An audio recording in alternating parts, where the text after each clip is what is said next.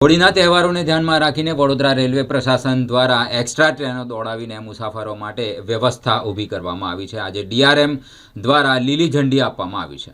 Railway પ્રશાસન દ્વારા વડોદરાથી ગોરખપુર જનારી ટ્રેનને રેલવેના ડીઆરએમ દ્વારા લીલી ઝંડી આપવામાં આવી, જેથી મુસાફરોને રાહત મળી શકે। દરેક તહેવારોમાં રેલવેમાં ભીડ જોવા મળતી હોય છે, તેને લઈને આજરોજ ટ્રેનને લીલી ઝંડી આપવામાં આવી છે, જેથી મુસાફરોને રાહત મળે।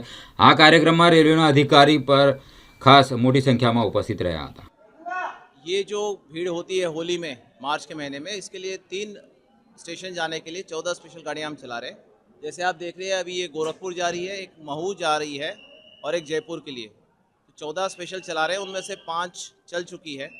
और जैसे आप देख रहे हैं कि जो भीड़ है स्टेशन पे वो काफ़ी कम हो रही है। इसकी वजह से जिन लोगों को होली के लिए घर जाना है उनकी व्यवस्था हो गई है और वो कंफर्टेबली सेफली अपने घर आराम से जा सकते हैं। कितनी राहत मिलेगी 14 ट्रेनें चलने से?